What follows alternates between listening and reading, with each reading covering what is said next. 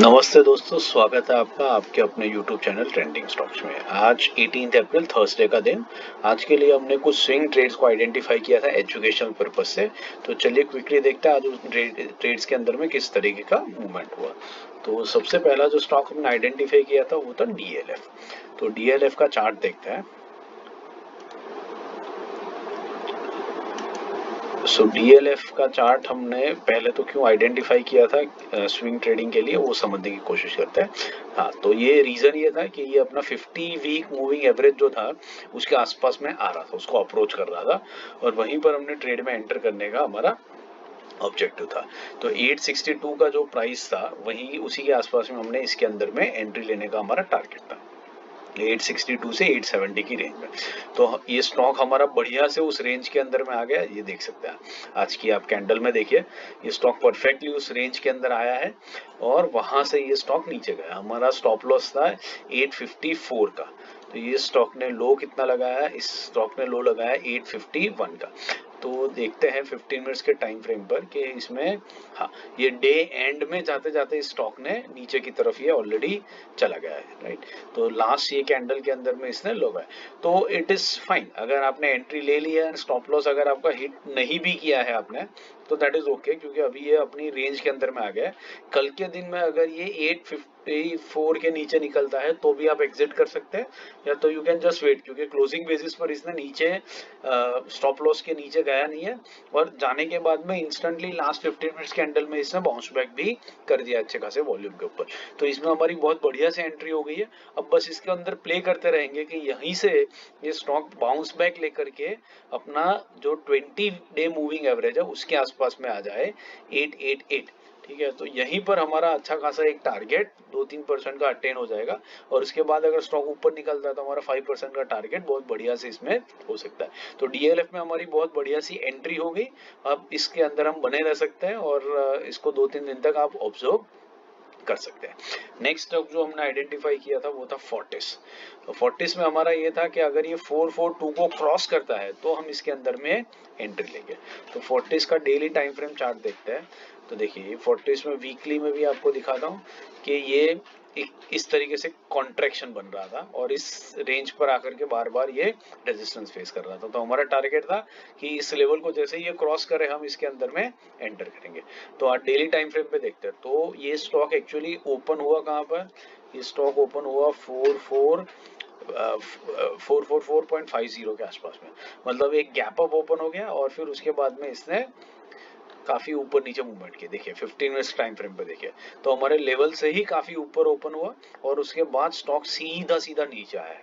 तो इस स्टॉक में हमारी एंट्री आज के दिन में बनी नहीं, क्योंकि गैप अप हो गया तो हम उसको चेज नहीं करेंगे और उसके बाद पहली 15 मिनट की कैंडल में ये हमारे स्टॉप लॉस लेवल के नीचे ही आ गया। तो ऐसे अब ये देखिए 15 मिनट की कैंडल कितनी ह्यूज कैंडल बनी है। अब इतनी ह्यूज कैंडल फर्स्ट 15 मिनट्स में हो जाती है ना, तो उस ट्रेड के अंदर में अंदर घुसने का ज्यादा कोई पर्पस बनता नहीं है। तो it is better to wait and watch कि बाकी का पूरा दिन ये स्टॉक क्या करता है।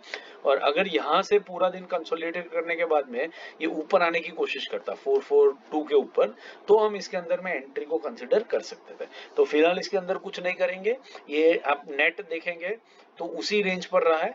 ठीक है, अब देखिए जिस रेंज पर हमने इसका रेजिस्टेंस था बस उसी रेंज के आसपास में आज के दिन में भी इसने अनडिसाइसिव डोजी कैंडल बना करके कंसोलिडेट किया। तो आप इसको अपने वॉच लिस्ट में बनाए रख सकते हैं और जैसे ये ऊपर की तरफ ब्रेक करेगा 442, रिजल्ट भी बहुत नजदीक में आ रहे हैं इसके। ठीक है, तो जैसे ही इसको ब्रेक करेगा हम इसके अंदर में एंट्री ले सकते हैं। तो that is Fortis for you.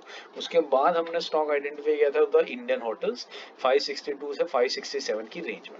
तो इंडियन होटल्स में देखिए हमने क्यों आइडेंटिफाई किया था इंडियन होटल्स को, डेली टाइम फ्रेम पर ही ये 20 डे मूविंग एवरेज के आसपास में सपोर्ट ले रहा था।